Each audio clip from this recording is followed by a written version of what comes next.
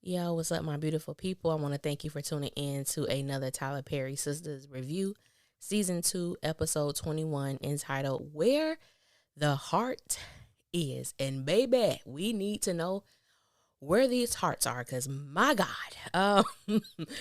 Thank you guys for tuning in. Thank you to all the new subscribers. Um, Everybody who listening, everybody who's commenting, I appreciate you. Appreciate you guys. Everybody who's sending me messages and who has engaged with me today over social media platforms. I'm gonna get right into this review. I thoroughly enjoyed this episode. There were some things within the episode that I did not like. However, I liked the episode a great deal. I really did. I enjoyed it. I might be all over the place with this one, but make sure you like, share, and subscribe. Let's get into this thing. Now, I'm gonna start at the beginning. Lord Jesus. Now, I know y'all, some of y'all out there, y'all love Karen, and some of y'all don't like Karen. Y'all know I'm a Karen rider, but I'm going to be honest. I'm not bashing her. We just got to keep it all the way 100 and funky. Now, Karen is my homie. But I wanted to put hands on her last night badly. Um, Lord Jesus, my heart just broke for Aaron. My heart broke for him when my baby sat down and bowed his head. I got a bit emotional. I'm not going to hold y'all. I got a bit emotional because I was like, damn, this man just, Lord, can he get a break? He's already had to deal with a wife who cheated on him with his best friend, married to this woman for 15 years, and this is what happened. And even though he and Karen are not exclusively dating, he valued her. He valued her in his life. He wanted her. And Karen's worth to him wasn't rooted in sex. In fact, it had absolutely nothing to do with sex. And that is rare. That is very rare that you find a man who just wants you for you. Nothing else, not for your body, not for how you make him feel sexually, not what you do to him sexually. It's just odd to find that. And I want to deal with these people because there have been so many things about how Aaron was leading Karen on. One moment he was ready to have sex with her, and then all of a sudden he just stopped. Now, the only time that he and Karen had ever gotten close to doing anything was in season 2, episode 3. And I know that yes, his face, he tasted a little bit. He didn't get to finish, but anyway.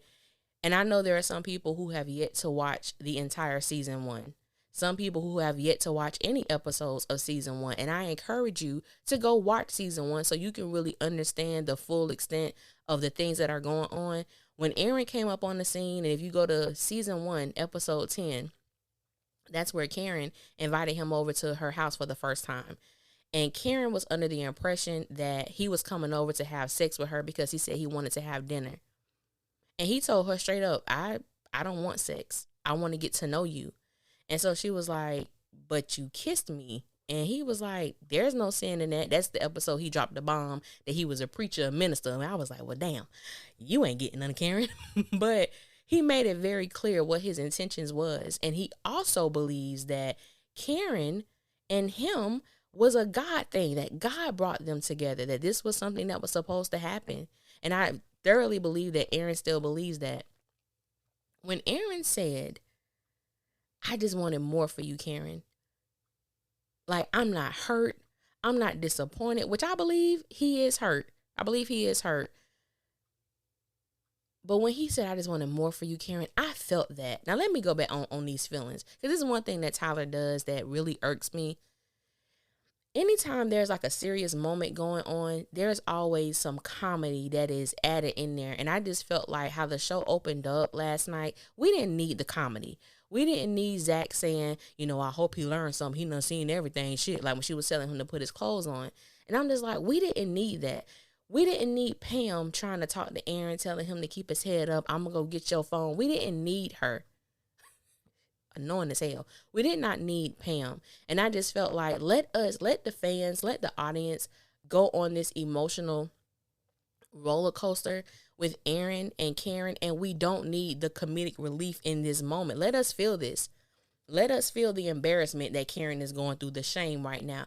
Let us feel this hurt and this disappointment that Aaron is experiencing right now, because the brother was. To walk in on something like that was just awful. It was utterly awful, and to watch like his whole countenance change, because in the split second he went from being a protector trying to figure out what was going on in the office with Karen and Zach to busting in, and in a blink of an eye having to see something like that, and your whole mood just changes. I think Aaron handled himself beautifully, very maturely. There were so many people was like, why the hell is Aaron still there? Why hasn't he left? That's what men do. I'm not committed to her. She's not committed to me. She don't even owe me an explanation or a reason. But I want to make sure that when I leave here, I'm not leaving anything open. This is where we are. I'm giving you your space. When he told Karen, I'll see you around, I said, well, damn, take care, sis. Now, do I believe that Aaron is done with Karen? Absolutely not. Absolutely not. When she was like, don't say what you're about to say next. And he was like, what am I about to say? And she was like, that we shouldn't see each other. And he said, yes, I think that's the best thing to do for now. For now is not final. For now is not a period. For now is a comma, meaning to be continued. There's more to this story.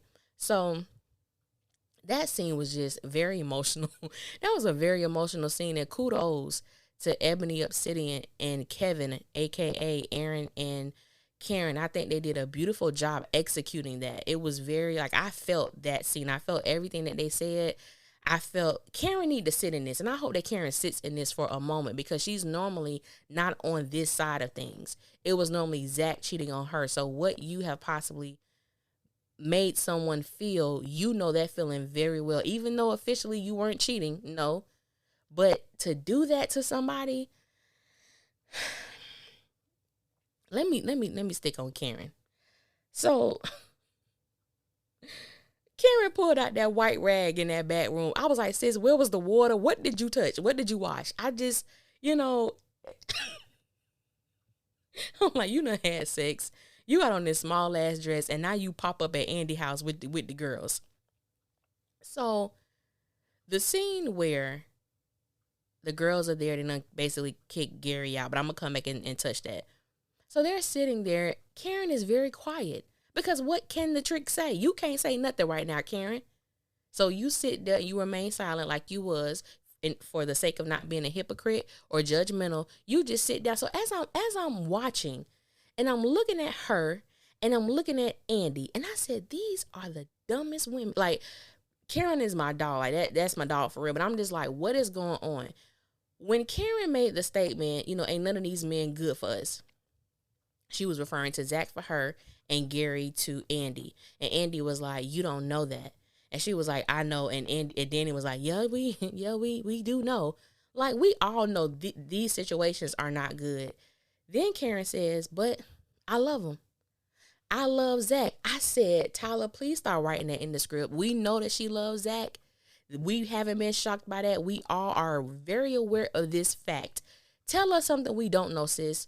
Tell us, you're coming to your senses, and you understand that you and Zach are toxic with each other. Y'all should not be engaging in any type of communication. Y'all should not be alone with each other, because obviously neither one of you are strong enough to deal with whatever it is that exists between you guys when you're actually trying to move forward. Tell us that. Tell us what we don't know. So when this chick said, I want him back. I want him to come home. I want to try. I said, wait. Wait the hell. Wait a minute. I said, Karen, you are not that dumb, sis. You are not dumb. You're not this dumb. You can't be. And so I took that two ways, because Tyler didn't write it to where she finished it. She didn't say, I want him to come back home, but in a month I know he's going to be back to the same things, and I'm just unwilling to go through that again.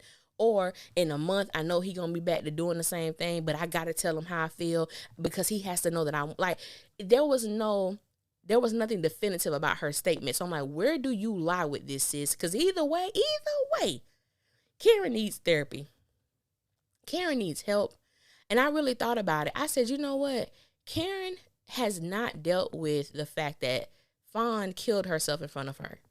Karen has not dealt with the fact that she was attacked in her home and had to put 4 or 5 bullets in Bean, aka Fawn's brother.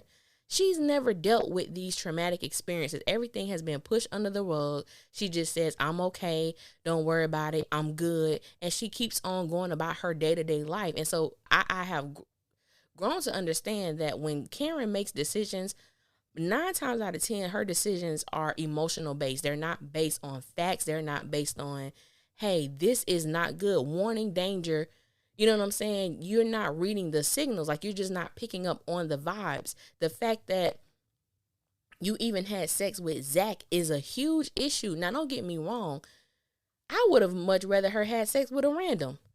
It's like, sis, if you gonna stumble, please don't continue to stumble over the same block, the same step. Don't. Anyway, I said, Karen, I know you're not this dumb. You're just not this dumb. You and Andy looking neck and neck. And I might have to put Karen in first place because Andy really believes. She really believes that Gary is a good guy. I've seen him at his best. You guys have only seen him at his worst. And I got to give Sabrina a trophy. Never thought I'd say this in a long time. Because she was speaking facts. Like, you don't even know Gary. You know the Gary that comes to you, blow your back out, and then goes home. You don't know the day-to-day Gary. You don't know the Gary that comes home after work after he's had a bad day. How does he, puts himself at ease and at peace? You don't know this about this man. You know nothing about him. And what we do know of Gary, it's pretty much all bad. It's pretty much all bad. People love to downplay Aaron about, oh, he'll never see them kids. Them ain't his damn kids. Those ain't his kids. And you tell me, would you want to be a part of that crazy family? No. Gary has biological children. One who is special needs. Bro, when do you see your kids? You know what I'm saying? Like, nah, we not gonna do that. We not gonna do that. But I'm gonna come back to this Karen, and Lord, this disgusted me. But but I'm gonna come back to them. So let's go to Sabrina and Danny. So while Sabrina and Danny are in the car, Sabrina gets a call from the girl at the sister bank, and she tells her that she has the information regarding Karen's credit card and that she was gonna send over the surveillance and the photos. So when the girl sent them over, Danny, looked at it. She was like, I think I know her. I think this is one of Karen's clients. And Sabrina was like, you sure? She was like, I think so. Like, I think I've seen her before. And I'm just like, wait, Tyler, wait. How long? It's been 2 months? It's been 2 months. And the person who did this is a random client. I said, you know what? It gave me a headache. And even though I liked the episode, it was just certain things that I think I liked it because it was certain things that was getting exposed. I think that was like the big up for me. But it was like the dialogue in this was just very elementary to me. I got to go back to this. Going back to Karen. When Aaron asked her, how did this happen? She was like, well, he talked about getting arrested, and then he started crying, and then I started crying, and then he touched me, and it happened. I said, wait, wait. Is this a 17-year-old explaining to her parents how she had sex for the first time? Or this is a grown woman. This is a grown woman explaining to a grown man how she ended up having sex with her ex, and that's the best you got? I ain't even gonna blame the characters. I'm like, Tyler, what is up with this writing, my dude? That was so elementary. It was so like, I looked at Karen in that moment. I'm just like, I wanted to slap her. I'm like, sis, did you really? Well, that's how it happened. I said, I cannot believe what is going on right now. I cannot believe what I'm watching. I can't even believe what I'm hearing right now. That's what you did? He touched you? Y'all started like, it was the most remedial answer that Tyler could have written for this woman to say. I just could not believe it. It was almost like she turned into a child as she was talking to Aaron. And I'm just like, don't get me wrong. Aaron is the type of man. That is a man. You ain't finna get by with him on mediocrity. It ain't gonna work. And I think the thing with Karen is that I'm gonna get back to her. I had this lady, this church lady, to inbox me when Karen was like, when Aaron told her that he just wasn't enough for her. Like, he thought he was her more. He's still not enough, even though, I know that you're into me. I know that you love how I make you feel, how I support you, and I'm still not enough for you because you still want sex. And she was like, I want it all. Does that make me a bad person? And this lady literally came into my inbox and was like, yes, that makes Karen a bad person. But we're going to come back to that. So, Maurice and Calvin. I'm not dealing with Maurice and Calvin. I am thoroughly sick and tired and disgusted of this whole Maurice, Calvin, and Sabrina storyline. Like, I don't even understand. I don't even understand what Tyler is doing. Tyler has literally murdered this storyline, resurrected that shit, and continues to give it life. Why, Tyler? Why? We have been dealing with Calvin since the pilot, season 1, episode 1, and we're still on the same damn storyline. Why? We're going into season 3 on this same BS. Why, Tyler? I am disgusted. I'm not talking about Sabrina and Calvin and Maurice collectively anymore until there is something that is interesting to talk about when it comes in. Because I'm thoroughly, I don't even care about that storyline. So on to the next. So Zach and Fatima. Zach is playing the hell out of Fatima. I don't care what anybody says. Fatima knew that something was off with Zach by the way that Zach was acting because she had never witnessed him acting like that before. You know what I'm saying? Like, he was distant, and then he gave her ass a forehead kiss. I hollered. I was laughing. I laughed so hard at that. I was like, no, he did not give Fatima Harper's the best man forehead kiss. And yes, the hell he did. I could not believe it. I could not. So Fatima gave Zach his share for working on the house, which was $25,000. Fatima tells him that he should reinvest it. Wait a minute, Fatima. I didn't like that. It gave me the vibe that Fatima enjoys being depended on. Basically, like, if someone is around her who has a deficiency, she wants to be the one who fulfills that. Like, she wants to be that filler, you know what I'm saying, in their lives. Which makes me think about the savior complex. Now, I will say this. Fatima has downplayed Zach's question about what it is that they're doing exactly. And she's done it twice. Her initial response was when he asked, like, are we getting serious? And she was like, I don't know about that. Just keep doing what you're doing, meaning sex. And then on last night's episode, when he was like, so like dating, when she gave him the key and asked him, it told him that she wanted him to move in. And so she was like, that it was more like just filling it out. And I was like, what the hell does that mean? Like, what is that? Like, to be perfectly honest, Fatima treats Zach like he's a glorified hoe.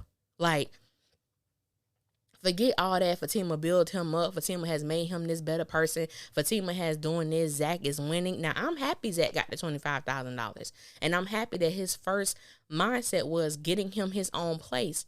And then you have a woman who's like, nah, reinvest it. He's like, I'm going to take 5. Nah, just take 2. You can stay with me. No. Let Zach get his own place. Obviously, when you met him, you knew that he did not have a house. He didn't have a pot to piss in or a window to throw it out. Why would you not want him to get on his feet at this moment? He has $25,000. That's a good enough amount to him for him to get started on and start living and fulfilling his life and hopefully becoming a better damn person. Even though I know money sometimes only accentuates your assholeness. It's just a whole lot with that. But I did not like when Fatima said it. That gave me like a really bad feeling with that. Even though I think Fatima is cool as hell, that part just didn't sit well with me. And I always thought that she treated Zach like he was a project. And it made me think about the episode where she was going out with the girls. And I can't remember specifically what Fatima said to him. But she was like, well, if I don't teach you, how you gonna learn? And he was like, man, I know that. But I'm like, Zach, this ain't your damn teacher. And this is not your mama. What you mean if I don't teach you how you gonna learn? Like, who the hell are you? You known this man one day. I just didn't like that. Fatima gave Zach multiple opportunities for him to come clean about what was going on with him, because he was looking weird, acting weird. You know what I'm saying? And it's like he had ample time to tell her what happened. Even when he was with Karen in the office and he made the statement, he said, I'm sorry. He said, I'm sorry. I know how much you like him, referring to Aaron.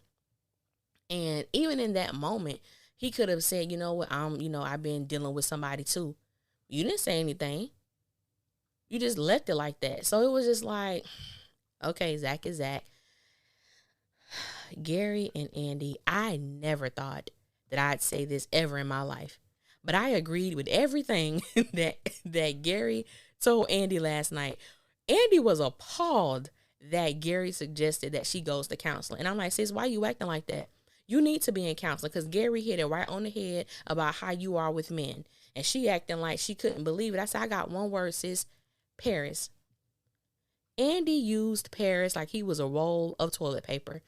Discarded him whenever the hell that she pleased, used him when she pleased. Like, she did not care. You slept with this man because you were mad at Gary. You called him when you came back from girls' night because you were tipsy. Everybody else was kind of going home to their man except you, because Karen and Danny were sure talking about going back home to their man. And you felt some kind of, Annie doesn't like to be left out. She doesn't like to be without someone. And I feel like that's one of the reasons why she relishes when it comes to Karen and Zach, because she doesn't want to be the only dumb one in the group.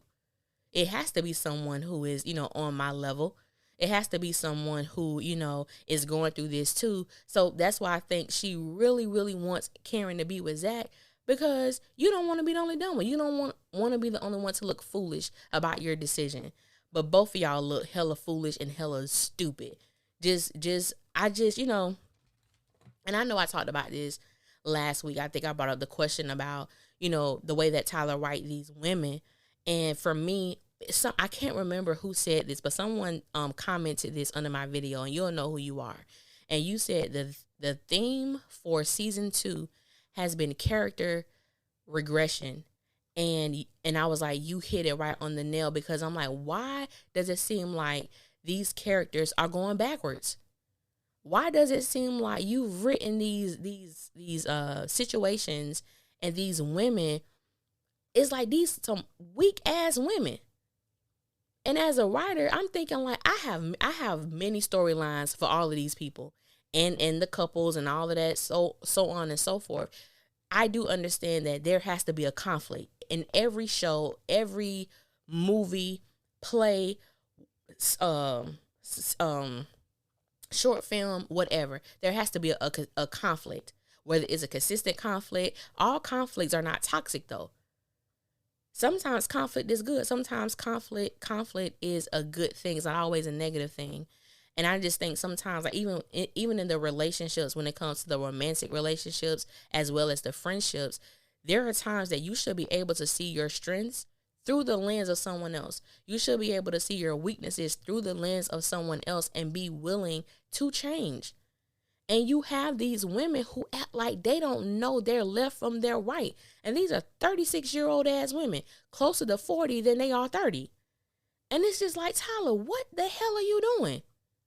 What are you doing? And my friend was like, this is like Star 2.0. So for those who watch the show Star, I always feel that the third season is the season that makes or break you.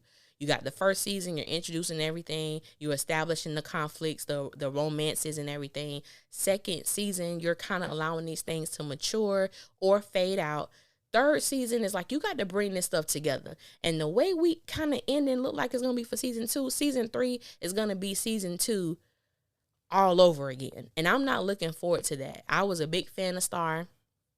Third season, I only did the reviews because I had such a high viewership for the reviews, but I was not a fan of the show. And I was like, I don't want that to happen with Sistas, because I enjoy it and I can kind of see, like, it's just like, Tyler, please don't mess this up for us. But I just didn't like it. So we find out that Andy has said yes to Gary. They're officially engaged, but she said she will only do it if he agreed to get counseling. And so Danny was making, fun of, I will let a man beat my ass for whatever amount of money. And then, she was like, no, like, I'm joking. And one thing that I want to find out, and I know so many people have commented this, what the hell happened in college? Because we found out initially what happened in season 1 with Sabrina. She was the one who brought it up. And then season 2, we have progressively been getting these little drops or these hints about Andy being abused in college, yet nothing else is happening. And we heard it last night with Danny. And I'm like, can we get the full story, please? What happened that you guys keep referencing this? Like, what happened? It's irritating. Like, it is irritating, Sabrina.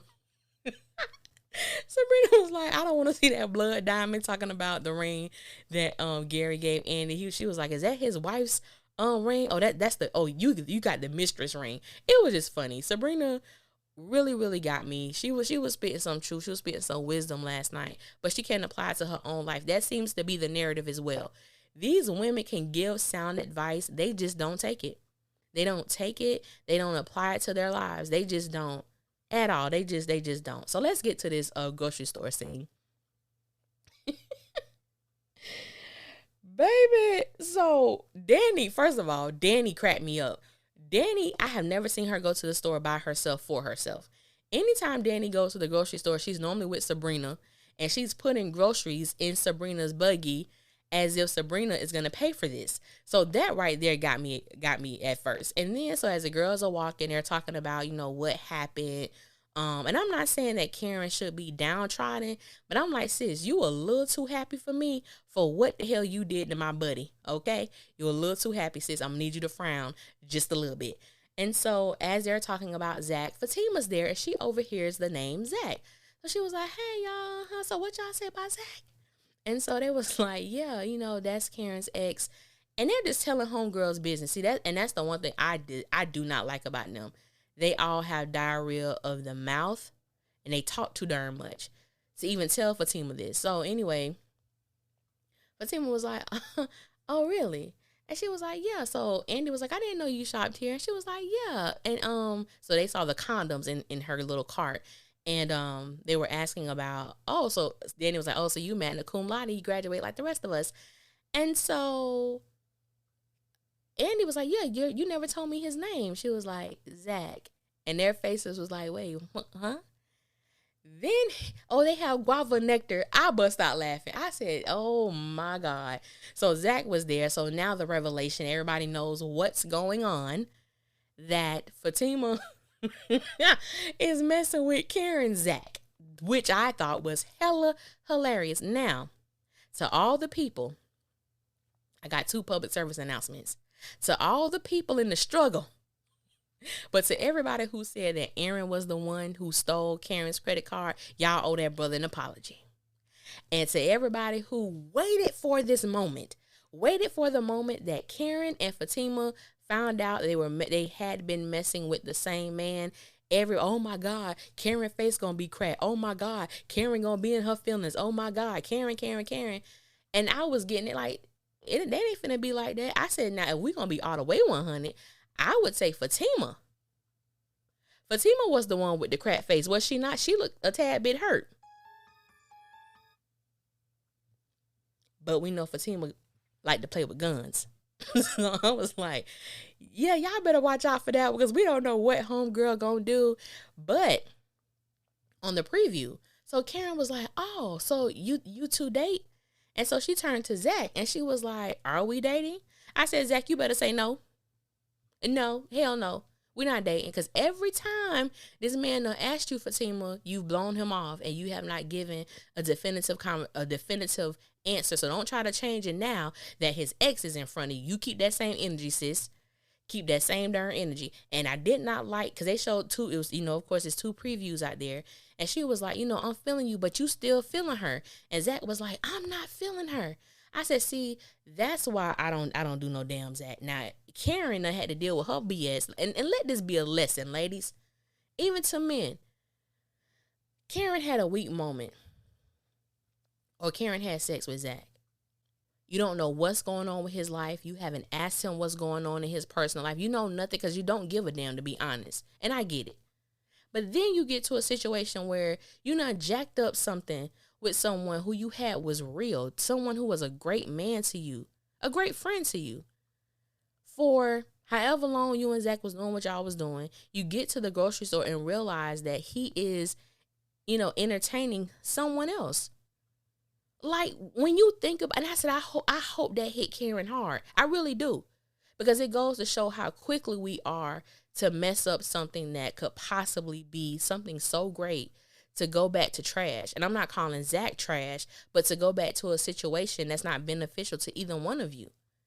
Because in retrospect, when you think about it, it wasn't worth it. It wasn't even worth it. When Aaron told her that he felt like he needed to give her space, she was like, what if I don't want space?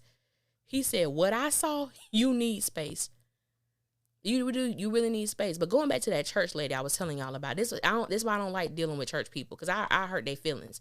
Now, when I say church people, I do go to church. I'm talking about people who sit with their noses up as if they've never done anything wrong, as if they were married to their husband when they birthed their kids, okay, and knowing you wasn't, but yet you look down on someone else. And how people feel about these people on the show, it says a great deal about you. So like I said, she inboxed me and was like, Karen is not a good person, and that she is a bad person. And I said, so because Karen had sex with Zach, that makes her a bad person? Why? She should have just waited. What was so hard about waiting? What's so hard about waiting? Number one, let's break that part down.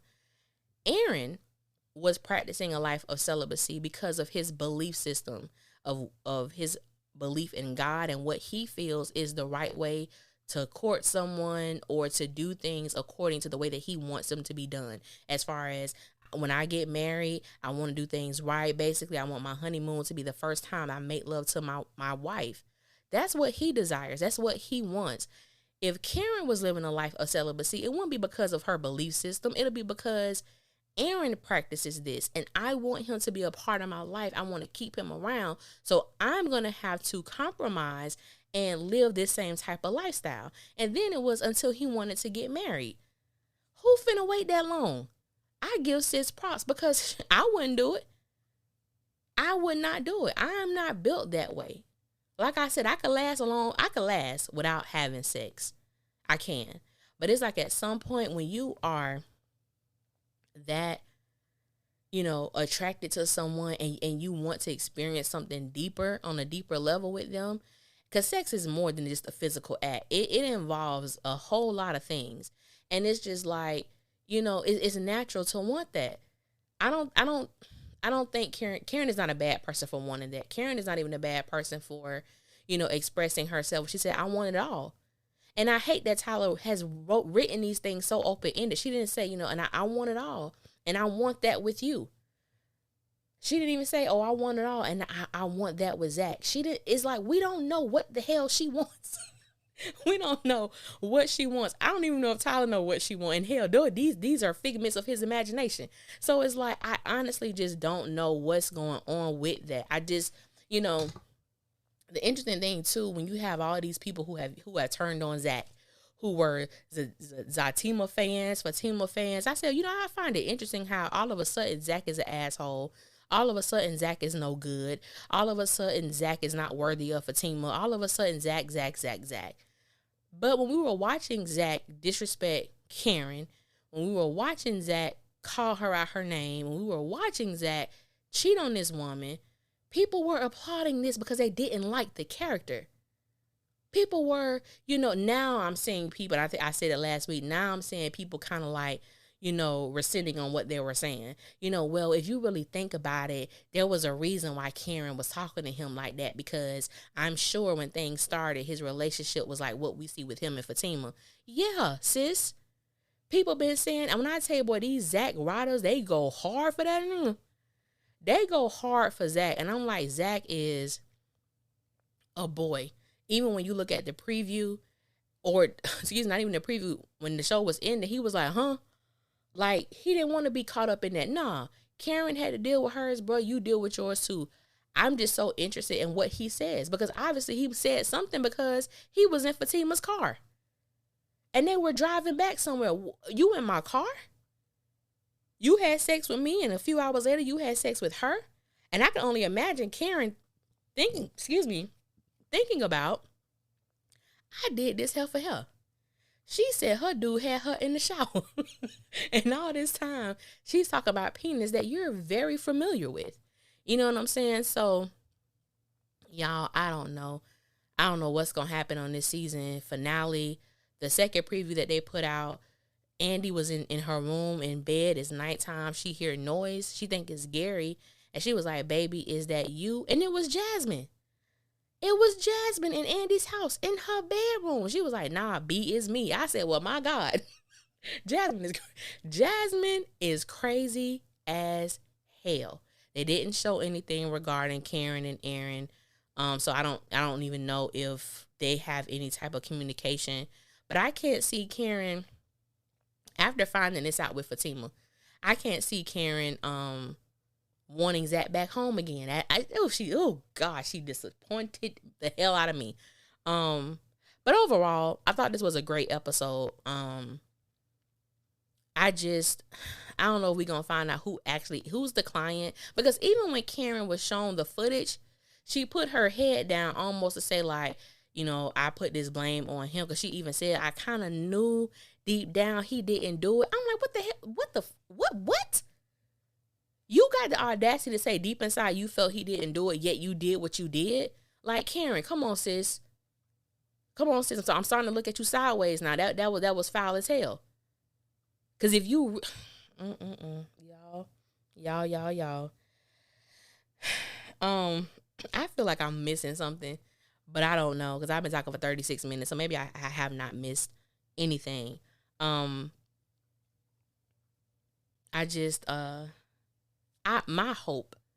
absolute hope is that come season 3, we are able to see these characters really experience a level of maturity, that we can see these beautiful, black, melanated women make intelligent decisions regarding their romantic lives, because professionally they good, but regarding their romantic lives, regarding their friendship, regarding how they treat the people who are supporting them, who's there for them. You know, I really want to see that. And my friend always talk about how, like, it seems like the good guys, you know, are the ones who get the short end of the stick on this show. And I agree with him wholeheartedly. You got Aaron, you got Paris, you got Calvin. Calvin get on my nerves sometimes because his mouth a little reckless. But I'm going to just stick with Aaron and Paris. These are two great men. Two wonderful men. And Paris just need to go on somewhere, because he haven't even really invested time like that in Andy. You know, even though he done got into a fight for this one. Like, just all of this stuff for no reason. And, you know, with Aaron, just a good man.